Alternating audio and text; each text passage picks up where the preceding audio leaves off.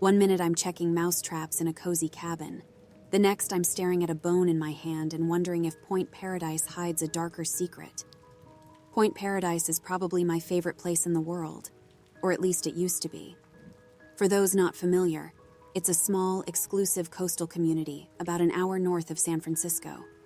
Over 100 miles of hiking trails twist through the community, from the redwoods all the way to the sandy beaches of the Pacific Ocean. It's not uncommon to spot bobcats and badgers on the trails, red-shouldered hawks and barn owls in the trees, and elephant seals on the beach. It's a dream for a nature lover like me. I worked as the on-site concierge for a property management service in Point Paradise. The title sounds fancy, but my job was not glamorous. I performed what my boss called gray zone tasks. Basically, if it didn't require a licensed professional, like a plumber or an electrician, I was your gal. I checked mousetraps, patched up leaks, and plucked mushrooms out of the corners of humid bathrooms. I was also on call for any and all issues our visiting guests might experience. That mostly consisted of resetting Wi-Fi routers and helping old people operate the smart TVs. Summer flew by, and fall was busy with Halloween and Thanksgiving. But after the holidays, everything slowed down for the winter, and the vacation cabins sat vacant. I enjoyed the slower pace after such a hectic first 6 months on the job. I had more time to sit in the coffee shop and work on my poems. But soon my boss took notice and started assigning me new tasks. On the day it happened, she asked me to inspect the 4 cabins up on Panoramic Hill and take notes on what needed to be fixed. I started with the cabin at the very top of the hill, with the best view of the ocean. That cabin is called Wildwood, a name chosen by the man who built it in the early 1900s. He was a banker in San Francisco, and the cabin was an engagement gift for his fiancée. The couple planned to use the place as a summer retreat, but the woman disappeared before the cabin was finished, and the grief-stricken banker spent all his money trying to find her, to no avail. I got all this background on the cabin from Greg, the town handyman, who offered me a ride up the hill in his truck. As we ascended the hill up to Wildwood, I told Greg about how, in the fall, I'd found 13 banana slugs oozing along the kitchen floor in that cabin. I'd never seen banana slugs work their way into a cabin before that, let alone 13 of them. "It's because it's so high up," Greg told me, as his truck coughed out exhaust. "The woods up here were never meant to be developed. It's kind of messed up if you think about it. All these redwood cabins in the redwood forest." Greg had lived here his whole life, almost 80 years, and was passionate about conservation. "What's messed up about that?" I asked. "The cabins are so cute and cozy." "We chopped down these ancient towering trees, living things, mind you, and made little vacation cottages out of their corpses." "Trees can't be corpses," I said. "Why not? We kill them when we chop them down. They're dead." "But they're not bodies. Corpses are dead bodies." We were nearing the top of the hill now, deep in the redwoods. Greg turned onto the gravel road that led to Wildwood. "The ocean is a body of water," he said. "One day the ocean will be one giant corpse." "What do you care?" I asked him. He caught the implication. "Because I'll be dead by then?" "I didn't mean that," I explained. "All I mean is we should enjoy what we have." I gestured towards the panoramic view of the ocean. "I mean, look at it here." A hawk swooped down and caught a gopher in its talons. "It's breathtaking," Greg said. "I'll give you that. But everything comes with a price." I knew Greg wanted me to ask him what he meant.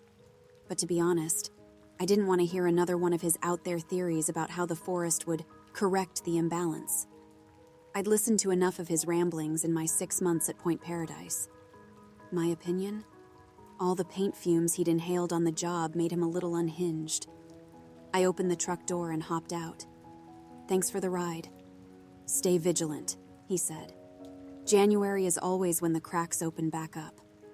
He threw the truck in reverse and backed down the long driveway slowly, shrinking out of view. Inside the cabin, I worked through my regular routine. I ran the faucets, flushed the toilet, checked the ceiling for leaks, swept away any termite dust, emptied and rebaited rodent traps. Tamari almonds worked surprisingly well. Then I did a more thorough inspection of the house, looking for little things that might be off. I took note of a few burnt-out light bulbs, dead AA batteries in the stereo remote, some weather stripping that needed to be replaced. The biggest issue was the fuzzy black mold that had started growing along the baseboards in the bathroom. I kneeled down to inspect it, covering my nose and mouth with my shirt, and noticed in the corner a small hole in the drywall. It was barely noticeable, the hole, about the size of a quarter, probably the work of an industrious mouse. They can squeeze into the space as small as a dime, Greg told me. Next time I was up here, I could patch it up with some spackle, or Greg could. He was always patching up holes. I shined my phone flashlight on the hole to inspect the damage and spotted something inside. I reached in with 2 fingers and pulled out a smooth, cool object. In my palm lay a small bone. Bones make me think of skeletons, of death. But most of all, a clean white bone like the one I held in my palm made me think of what was missing. Tissue, ligaments, blood. Where had those gone? Who had taken them? A clattering inside the walls. I paused, waiting to hear more. When I didn't, I snapped a picture of the bone and sent it to Greg, who moonlights as an animal tracker. "Any idea whose this is?" I asked. He replied right away. "Where'd you find that?" "Wildwood," I messaged back. "You know, where you literally just dropped me off." My guess was the bone belonged to a rat, because it seemed too big to belong to a mouse, and I couldn't imagine what else would be trapped inside the walls. "That's definitely a metacarpal," Greg texted back. "Human. How would a human bone get inside a wall? No way it was a person's. Greg had to be messing with me." Still, my mind spiraled, coming up with explanations. Maybe it belonged to a builder, I thought. One of the men who sawed the redwood 2x4s that made up this cabin's walls. He was a big, burly man in my mind, with a thick blonde beard, piercing green eyes. There he was, just outside the cabin, tapping his 4 fingers on the bathroom window. I hated my mind for doing this. Why did it always let me down when I was trying to come up with new poems in the coffee shop, but then shifted into overdrive in this moldy bathroom in the middle of the woods? I thought about what Greg said, how the cabin is a corpse we live inside, and decided to get the hell out of there. But what was I supposed to do with the bone? I couldn't leave it there, next to the bathroom sink. My boss would kill me if a guest stumbled across it, and it seemed disrespectful to hide it, discard it, or stuff it back into the hole. So I slipped the little finger bone into my back pocket and fled. I had never noticed holes in the cabin walls before. Sure, we'd set mouse traps, but only to catch mice on a mission to raid the pantry or eat the fresh fruit we set out for guests. We never had issues with rodents taking up residence in the walls. And yet, on my inspection of the second cabin, I found another small opening. I'd leave this hole alone, I told myself. No need to find out what was inside. I noted it on my inspection sheet so that Greg could patch it up tomorrow. I continued on, moving through the large cabin. But each time I passed through the kitchen, I caught myself glancing over at the hole. I was strangely drawn to it. Before I left the second cabin, I stepped closer to the hole to note its approximate size in my list of repairs. Big enough to fit a tennis ball, I determined, and jotted down the note. It was only when I looked back up from my clipboard that I saw it there, the pocket knife. It lay at the entrance of the hole. How had I not noticed it before? I picked up the knife and turned it in my hands, noting its smooth ivory handle. I slipped it into my back pocket with the bone. In the third cabin, I found no hole. But as I went to leave, I noticed the coat closet was slightly ajar. I slid the door shut, and several trekking poles clattered to the ground. I opened the door, gathered the poles, and reached up to place them back on the shelf. Just as I let go of the poles, something crawled across my hand and tugged at my fingers. I shrieked and yanked my hand away, then slammed the closet door and rushed out of the cabin. Outside, I closed my eyes and took a few deep breaths. It was nothing, I told myself. Probably only a mouse. When I swept my hair out of my eyes, the light caught something on my finger. a gold band studded with small diamonds. It was too tight to slip it off. In the fourth cabin, there was an incessant knock on the floor. I traced it to the couch. When I slid the couch away, I saw the hole, a vacant eye, watching me, and I wanted to look back. I kneeled down next to the hole. "Who's there?" I called out and pressed my ear against the wall. Only rodents squeaked back. I found a trap in the kitchen, baited it, and placed it just outside the hole. The hand emerged, and snap! It shook wildly, trying to free itself from the trap. Hold on, I said, regretting what I'd done. I freed the hand from the trap. Once the trap was removed, for reasons I cannot explain, I continued to hold the hand. Its skin was taut, smooth and soft, delicate even. A young woman's hand, identical to my own, aside from the missing finger. I massaged the hand gently, trying to tell it I was sorry for setting the trap, and just when I'd relaxed, the hand clutched my wrist. I twisted away and ran out of the cabin, all the way down the hill, and back into town.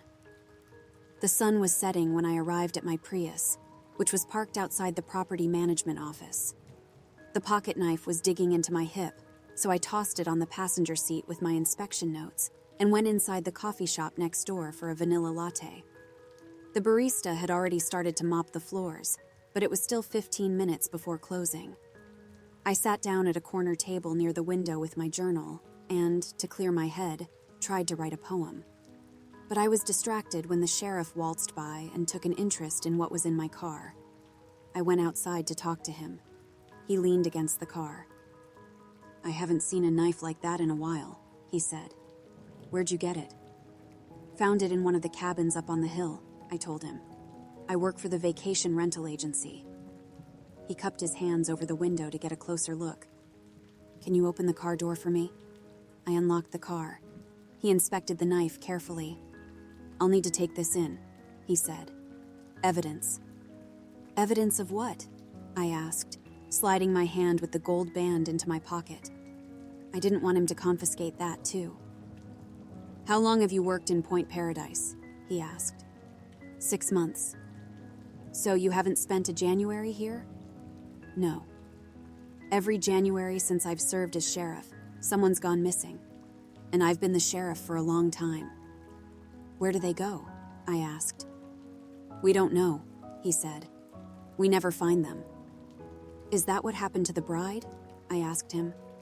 "Who?" "The woman the banker built the cabin for," I clarified. "That was over 100 years ago," he reminded me. "I haven't been the sheriff that long."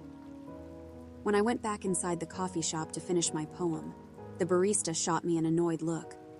"I'll just be a few minutes," I told her. I sat down with my journal and vanilla latte.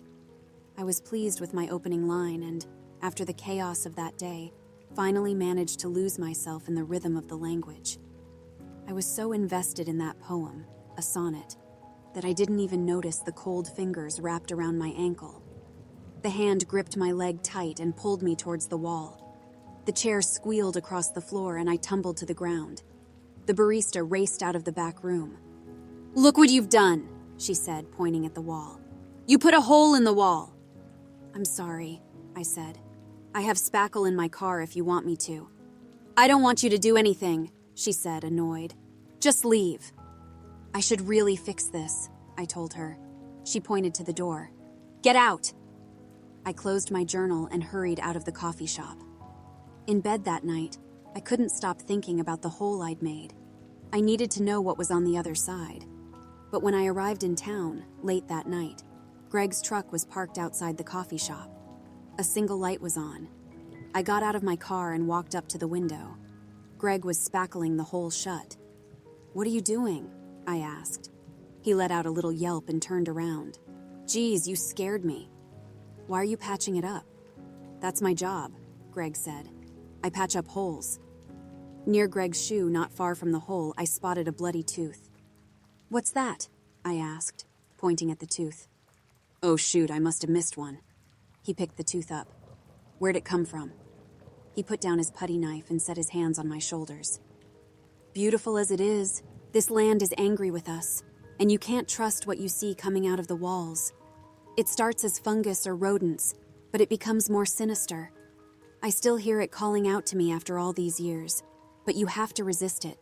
Not everyone can. They got her? I asked. Greg nodded. I couldn't stay in Point Paradise after that. I drove south and crashed at my friend's place in San Francisco. I tossed and turned on her couch all night until I realized that damn finger bone was jabbing my side all night. I got up, lifted the window, and tossed that cursed thing into the foggy night. I'm writing all of this from a coffee shop in North Beach. This morning, I climbed the stairs of Coit Tower and peered north, towards the redwoods of Point Paradise. I got rid of the bone, but I still have that gold wedding band, the one from the closet. It won't come off.